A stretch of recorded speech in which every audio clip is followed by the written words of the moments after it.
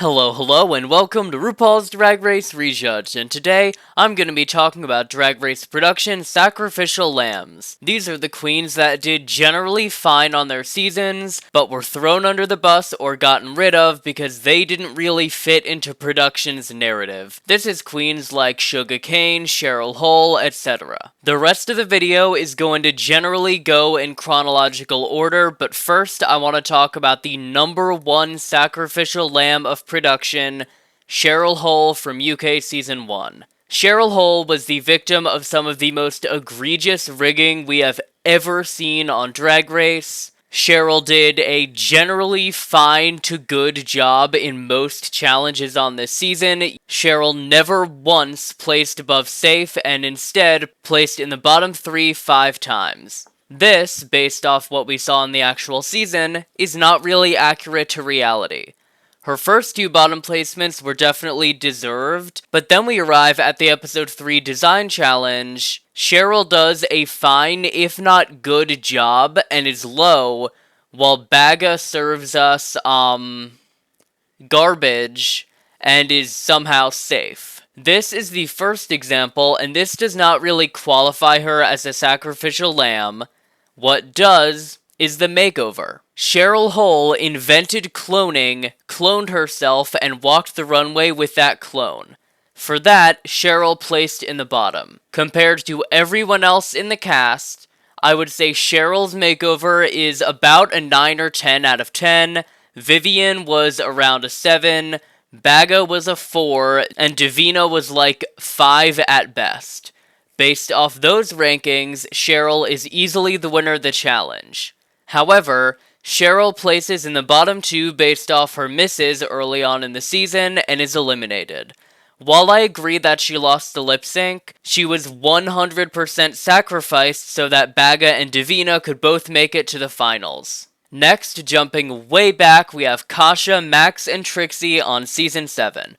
For this season, production was desperately trying to push this narrative of old school versus new school drag, mainly through the lens of Fame, Pearl, and Violet. As a result of that, we got queens like Kasha, Max, and Trixie being thrown under the bus and eliminated in an attempt to save these queens. With Kasha, it was in the comedy challenge. Violet was by far second worst that week. Kasha was fine. Even factoring in runways, Kasha is still better than Violet. Regardless of that, Kasha is in the bottom with Violet is low.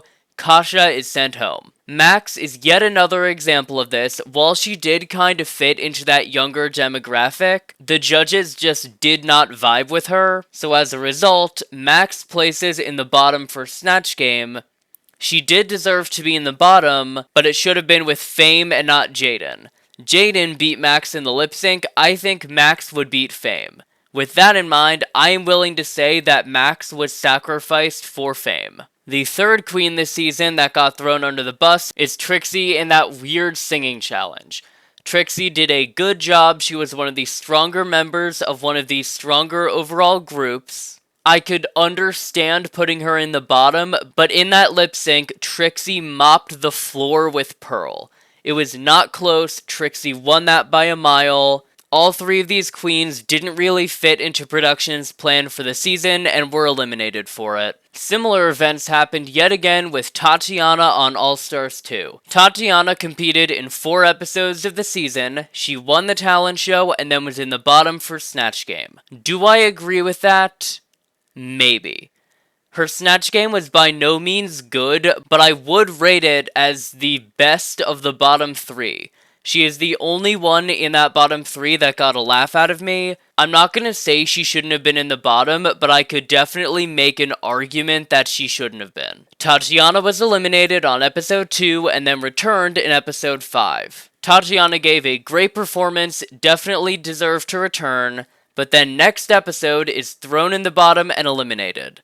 This is the really egregious one because she did not do a bad job. I would put her as maybe 3rd best that week. Tatiana had a great runway and a good challenge performance, but due to the fact that Relaskatox was still fully intact and production was really pushing them along, Tatiana was kind of the obvious choice for production to throw under the bus, and that is exactly what they did. Next up from Season 11 is Sugarcane. Sugarcane has one of the most ridiculous eliminations we have ever seen. We are at Final 7 going into the Episode 10 Magic Challenge. Brooke is the clear frontrunner. Evie and Silky are fighting it out for 2nd and 3rd. Then Nina and Akira are fighting it out for 4th and 5th, leaving Vanjie and Suga as the clear bottom 2. Nina wins the challenge, Vanjie is in the bottom, both of these make sense. Then we get to Akira, Silky, Suga, and Evie. Suga is the only queen of these 4 to do remotely well in the challenge and the runway. Suga should have been in the top, maybe safe. Really, either works. The main downside to Suga, though, she has no bearing on the plot of the season. Brooke and Vanjie have their showmance, Akira and Nina are doing well in the competition, and Evie and Silky have their feud. That leaves Suga as the clear odd one out. Production throws her under the bus for really nothing in this challenge. I genuinely could not tell you what their justification was. To this day, I don't know what it was. Suga is thrown into the bottom with Vanjie. She absolutely eats the lip sync, just not enough to stay over Vanjie, and is eliminated. I am a person who is very against the label of robbed queen, but Suga is one of the few people I will 100% give it to. This was absolutely egregious. I don't know what was going on. Next, on Season 12, we have Widow Von'Du. This is a bit of a weird one. I feel that Widow's judging was spot on up until the episode she went home, but wow was it messed up when she went home. Widow gave one of the strongest runways of the night. She did an okay job in the challenge. A lot of people even think she should have been in the top. I don't agree, but I definitely respect that perspective. The other queens in the challenge, though, Gigi, the queen who shall not be named, and Jackie, all bombed much harder than Widow, both on the challenge and on the runway in most cases. There is absolutely no reason that Widow should have gone home here, other than the feud between Gigi and the queen who shall not be named. That feud is the central theme behind all of the judging this season. It explains every weird choice production made. While it explains those choices, though, it does not justify them. This elimination was absolutely insane. Also from Season 12, Jackie Cox was kind of a sacrificial lamb for production. For the first half of the season, Jackie was a massive production favorite. Somewhere along the line, though, things went wrong. I don't know what changed around the halfway mark, but they went from sacrificing people like Britta to save her, to then sacrificing Jackie to save the queen who shall not be named. Jackie did a great job in the remix. I don't think she deserved to be in the bottom by a long shot, even though her runway was on the weaker side. The clear bottom 2 that week was Crystal and the queen who shall not be named, but once again, the feud between Gigi and the queen who shall not be named took priority for production. Jackie is thrown under the bus and eliminated in 5th place. The final sacrificial lamb for production from Season 15 is Jax. This may be a bit of a controversial one, but I stand by it. Jax did not deserve to go home.